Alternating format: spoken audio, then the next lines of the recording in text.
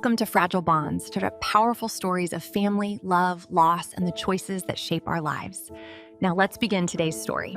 Morning light streams through the living room curtains, illuminating the family photos on the wall. My husband David and me, our 8-year-old daughter Sophie, and our 6-month-old son Ethan. Living in our suburban home, we look like the perfect happy family to anyone who sees us. I work from home as a marketing manager. My husband's a lawyer who's devoted to his work but puts family above everything else. Sophie's a bright child who sometimes says odd things.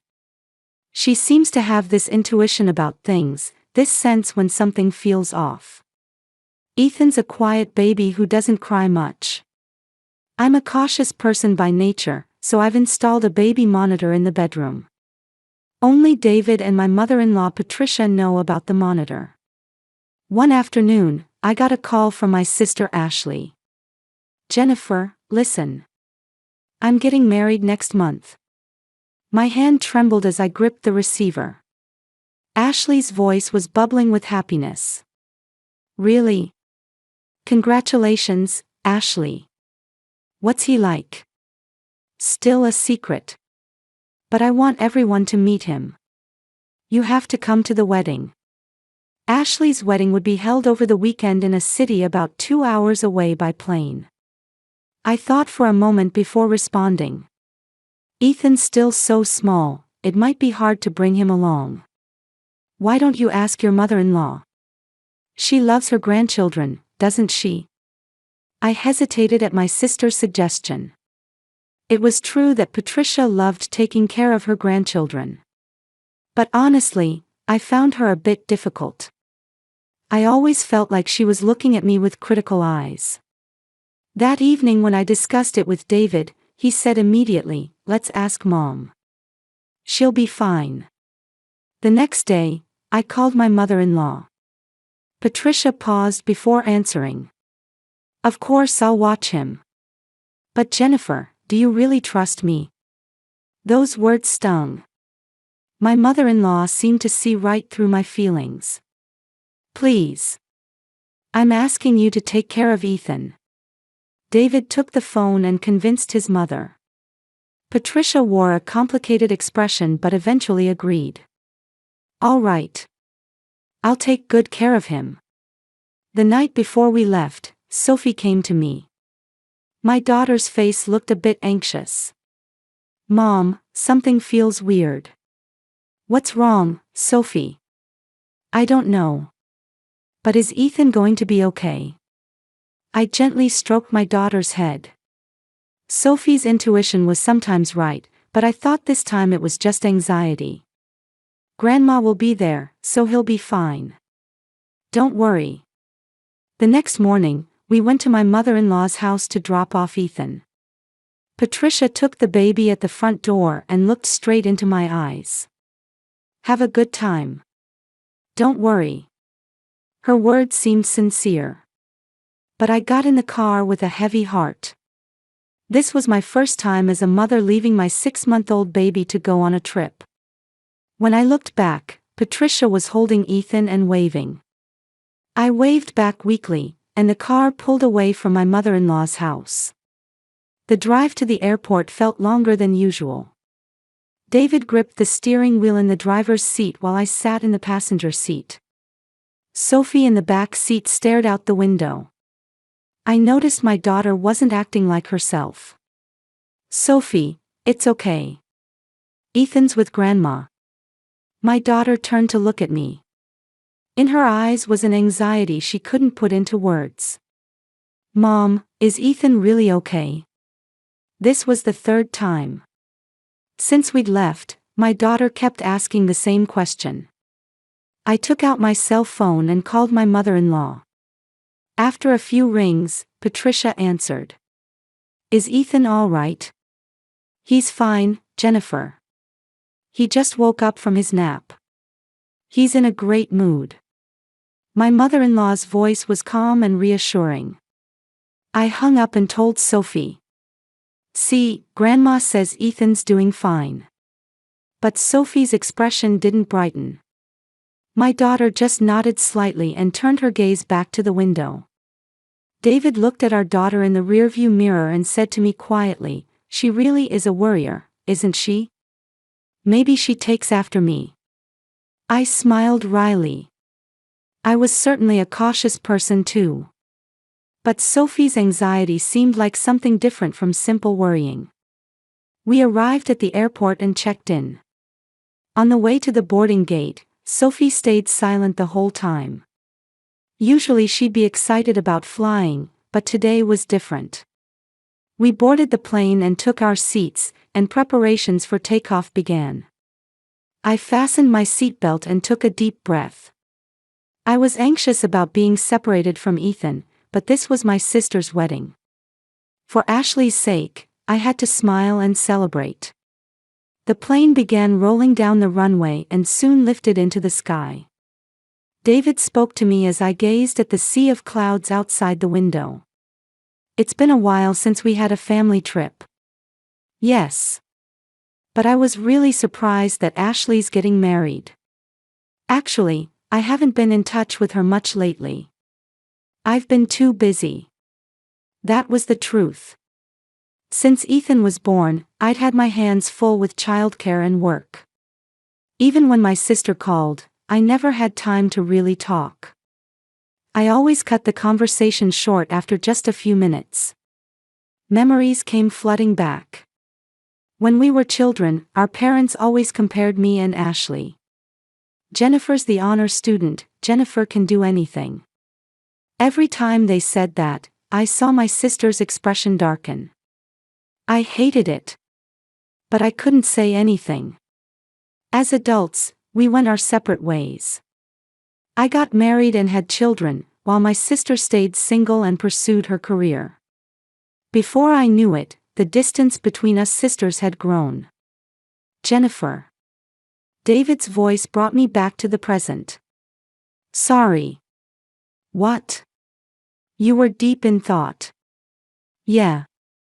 I was remembering Ashley. In the seat next to me, Sophie had picked up her smartphone. My daughter tried to open a game but quickly closed the screen. She opened it again, then closed it again. She repeated this action several times. "Sophie, what's wrong?" "I don't know. I don't feel like playing games." My daughter's face was pale. I got a bit worried and put my hand on her forehead. "No fever. Are you feeling sick?" "No. It's just that weird feeling again." David turned around and said, "Sophie, it's okay. Grandma even sent us a picture. Ethan's fine." It was true that Patricia had just sent us a photo of Ethan. The baby was smiling, held in my mother-in-law's arms. Nothing seemed wrong. But Sophie started to say something, then closed her mouth. My daughter seemed unable to explain her feelings well. I put my arm around her shoulder and said, "You were looking forward to Aunt Ashley's wedding, weren't you? And you'll get to wear that pretty dress." Sophie nodded slightly, but her expression still didn't clear. About 30 minutes later, Sophie suddenly tried to stand up. "Bathroom." The seatbelt sign was still on, but my daughter was restless. I made her sit down and take deep breaths. "Wait just a little longer. We'll go together once the sign goes off." Sophie sat back down but stared intently at her smartphone. Her finger seemed to be hesitating over the screen. She wanted to open something but was holding back. That's how it looked. "Sophie, what are you looking at?" My daughter looked up at me. In her eyes was a mixture of fear and determination. "Mom, can I look at the baby monitor app?" I was a bit surprised. The baby monitor app was on my smartphone, but it was also on Sophie's phone through our family sharing settings. I'd set it up just in case. "Sure, but why all of a sudden?" "I don't know. I just want to see Ethan." David said puzzled, "We just looked at his picture. I want to see him in real time."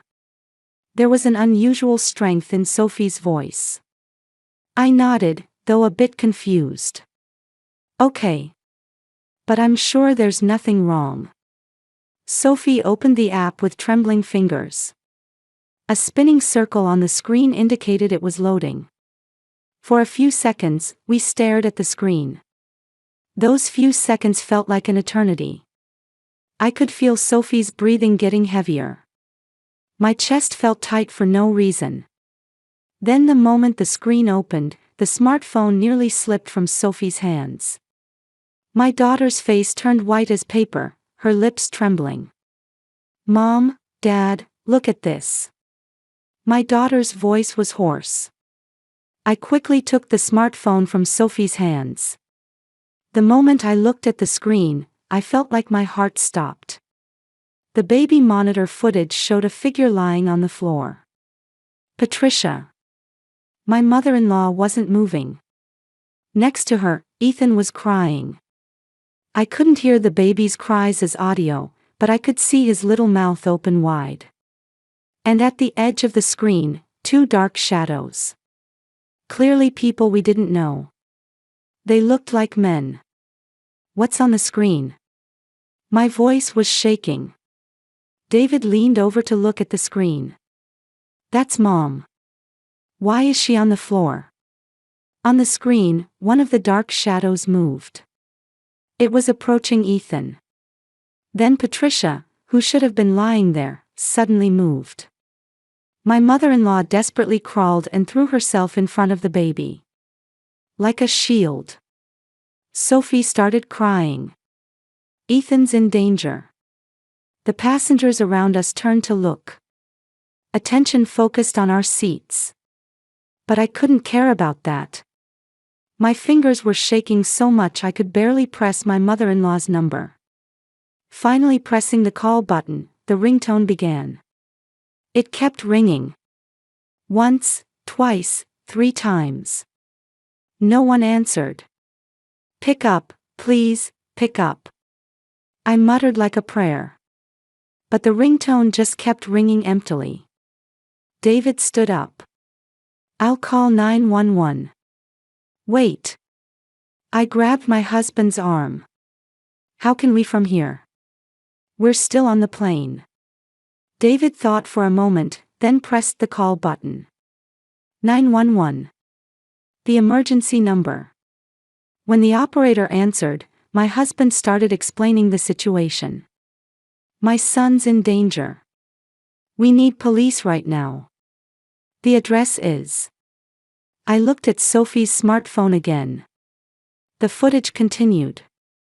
Patricia lay in front of the baby, not moving. One of the dark figures seemed to kick my mother-in-law. I almost screamed. A flight attendant approached our seats. Sir, ma'am, is something wrong? David explained. It's an emergency. Our son's being attacked. We need to land immediately. The flight attendant looked confused. I'm sorry. We're scheduled to land in about an hour. We can't wait an hour. Our son could die. My voice echoed through the cabin. The passengers around us murmured. One woman stood up and said, "Please help these people." The flight attendant began using the radio to contact the captain. I looked at the screen again. The footage shook slightly. Looking more carefully, the dark shadows were 2 men. And behind them, another figure briefly appeared. A woman. Who? I brought my face close to the screen. The woman's figure quickly disappeared from the screen, but that brief moment stuck with me strangely. I felt like I knew her. But that couldn't be. On the screen, Patricia moved again. My mother-in-law was trying to grab one of the men. But she seemed to have no strength. The man shoved Patricia away. My mother-in-law's head hit the floor. Stop it. I screamed involuntarily. Sophie clung to me. My daughter's body was trembling. Grandma's protecting Ethan. Sophie's words made me catch my breath. My mother-in-law was desperately trying to protect the baby. Patricia, who had always kept her distance from me, was risking her life to protect her grandson. David hung up the phone and said, "Police are on their way. But it'll still take time." I remembered our neighbor, Mrs. Johnson. A kind woman in her 50s who was always tending her garden. "I'll call our neighbor." With trembling fingers I dialed the number. When Mrs. Johnson answered, I spoke breathlessly. "Please check my house right now. The baby's in danger. Please." "Jennifer, calm down. I'll go right now." A few minutes after hanging up, Mrs. Johnson called back. "Jennifer, I've called the police. The front door's open, and I can hear noises inside." Over the phone, I could hear a baby crying. Then a man shouting. Something falling. Mrs. Johnson's scream. "Someone's in there, police, hurry." I gripped my cell phone tightly. "Ethan, Ethan." Then Sophie screamed. I looked at the smartphone screen. In the footage, the woman's figure appeared again. This time I could see her clearly. The moment I saw her profile, my whole body froze. That was Ashley. My sister was giving instructions to the intruders. The screen captured it. Ashley's mouth was moving. I couldn't hear what she was saying, but I could tell she was clearly giving orders. "No." That was the only word that came out. David peered at the screen and his face changed. "That's Ashley, isn't it?" "No, that can't be." But the person on the screen was unmistakably my sister. My sister, who should have been heading to her wedding, why was she at my house? Why was she with the intruders? On the screen, one of the men tried to pick up Ethan. Patricia mustered her last strength and grabbed the man's leg. The man stumbled. In that moment, another person burst into the room. Mrs. Johnson. Our neighbor was shouting something. In the chaos, the screen shook violently. Then suddenly, it went black.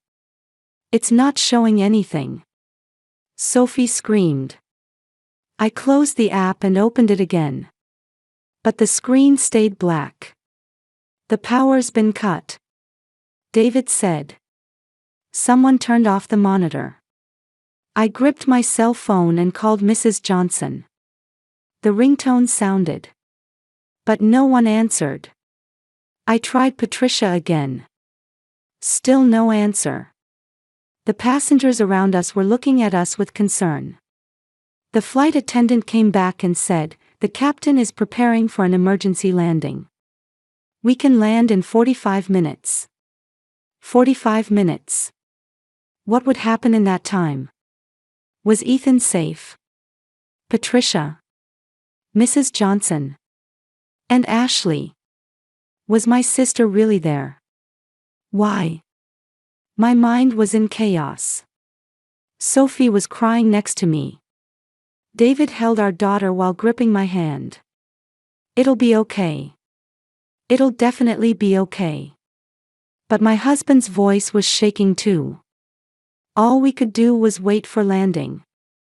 The moment the plane landed, I tried to get into the aisle before it had completely stopped. The flight attendant tried to stop me, but when David explained, she silently let us through. Running down the stairs and into the airport building. As I ran, my cell phone rang. It was an unknown number. "Hello? Mrs. Miller. This is the city police." My feet stopped. David and Sophie stopped too. "There was a break-in at your home. Is my son safe?" My voice cracked. People around us turned to look. But I didn't care. "The baby is safe. Your mother-in-law protected him." At those words, my knees nearly gave out. David supported me. However, The officer's voice grew heavy. Your mother-in-law is currently being transported to the hospital. She's seriously injured. Seriously injured? Yes. We'll discuss the details at the hospital. St. Mary's Hospital emergency room. After hanging up, we started running. We caught a taxi outside the airport and gave the hospital name. As the driver pulled away, Sophie clung to my arm. Is Grandma okay? She's okay. She's okay. I told my daughter over and over. As if telling myself too. At the hospital, I gave my name at reception. A nurse led us to the emergency waiting room. 2 police officers were waiting there. Mrs. Miller. An older officer stood up. Your mother-in-law is in the intensive care unit. She has a skull fracture and broken ribs. Can I see her? She hasn't regained consciousness yet. According to the doctor, her life was saved. Her life was saved. I repeated those words over and over in my mind. My son, where's Ethan? He's in another room. I'll take you there. Led by the officer, we entered a small room. There was Ethan, sleeping in a female officer's arms. I rushed over and took the baby. Ethan's warmth, his softness. He was alive. He was safe. Tears overflowed and wouldn't stop. David embraced us. Sophie was crying too. I want to see Grandma. At my daughter's words, I nodded. Later. She's resting now.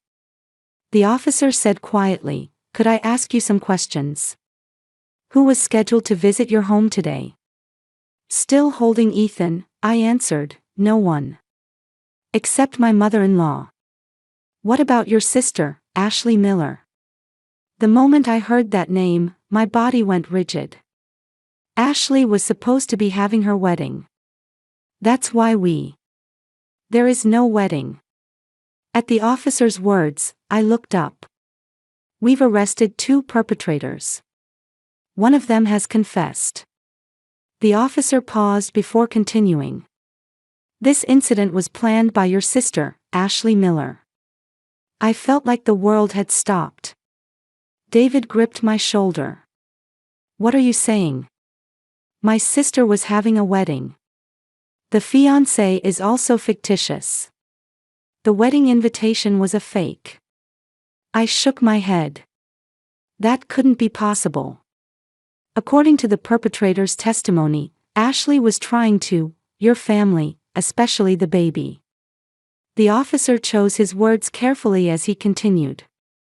Kidnap him. David raised his voice. Why? Why would Ashley do this? The officer took out a tablet. We have security camera footage. Would you like to see it? I nodded. The screen showed the front of my house. The time stamp was this morning. 2 men approached the front door. And behind them, Ashley appeared. My sister was giving instructions to the men. Her expression wasn't the Ashley I knew. It was cold, as if possessed by something. The footage switched to inside the house. Probably a recording from the baby monitor. The men entered the room. Patricia stood up to confront them. My mother-in-law was shouting something. One of the men pushed Patricia down. At the edge of the screen, Ashley's figure appeared. My sister stood at the entrance to the room with her arms crossed. As if watching a performance. Patricia crawled across the floor toward Ethan's crib. When the man tried to pick up Ethan, my mother-in-law lunged at him. The man kicked Patricia. My mother-in-law's head hit the floor. Stop it! I screamed. But the footage continued. The other man joined in, pinning Patricia down. Ashley entered the room and approached Ethan. Then the doorbell rang. Ashley and the footage turned around. Mrs. Johnson's voice could be heard. The men moved frantically. One noticed the baby monitor and turned off the power. The footage cut off there. After that, your neighbor called the police, and the perpetrators were arrested. The officer continued his explanation. Ashley attempted to flee but was immediately apprehended. I nearly collapsed. David supported me. Sophie grabbed my clothes and cried. Why? Why would Ashley do this? According to the perpetrator's statements, it wasn't for money. There was a personal grudge. Personal grudge. Against me. My sister resented me. Can I see her? I want to see my sister. David looked at me in surprise. Jennifer. I have to hear the reason. Directly from Ashley. The officer thought for a moment, then nodded. She's in detention. I'll take you there. I gave Ethan to David and followed the officer. The detention center was about 15 minutes by car from the hospital. I was led to a visiting room and sat in a chair to wait. The door opened, and Ashley came in. My sister was handcuffed. When our eyes met, Ashley looked away. When the guard left, silence fell. I stared at my sister. Ashley stayed silent, looking at the floor. Why? My voice echoed in the room. What did I do to you? Ashley didn't look up. After a long silence, my sister's shoulders began to shake. I realized she was crying.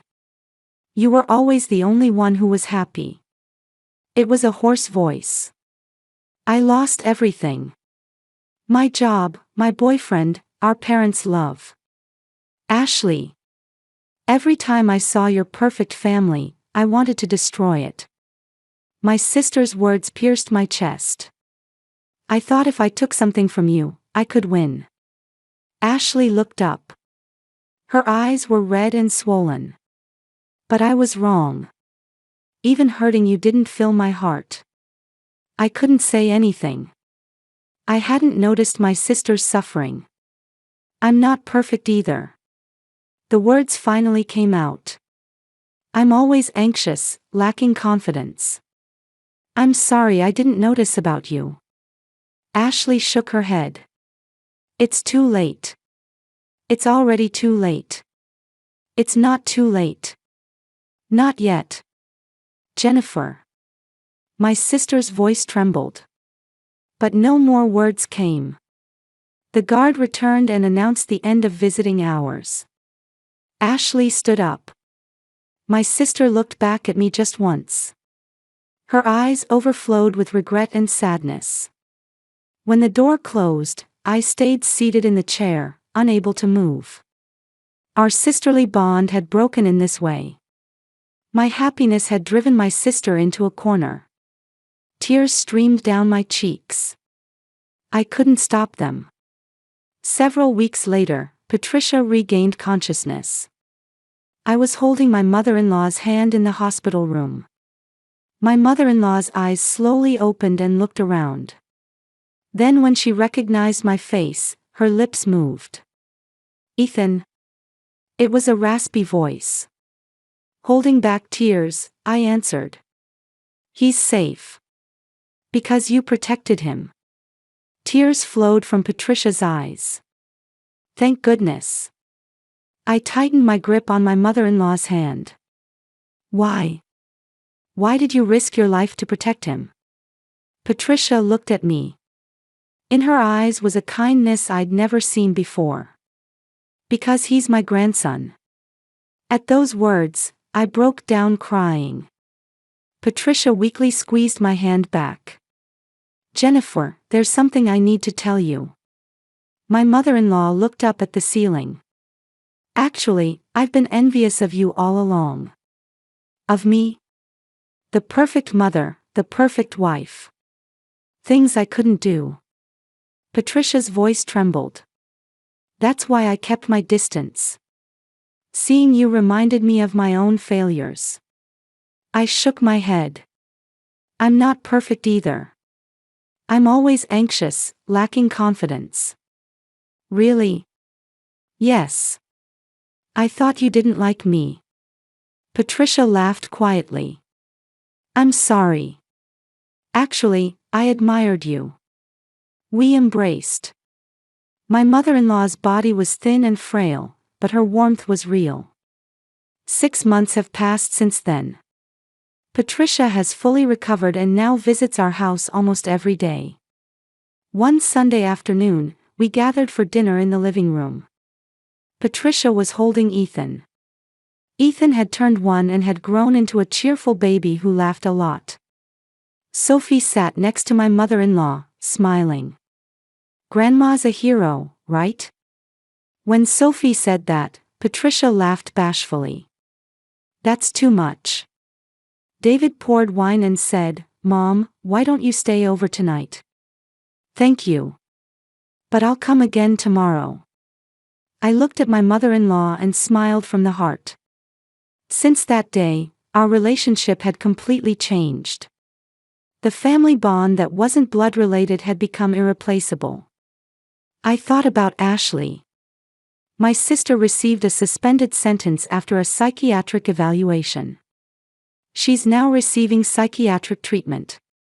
I visit her regularly. At last week's visit, Ashley said to me, "Why do you keep coming?" "Because you're my sister." I held my sister's hand. I hated you then. But it was also my fault for not noticing you were suffering. Tears welled up in Ashley's eyes.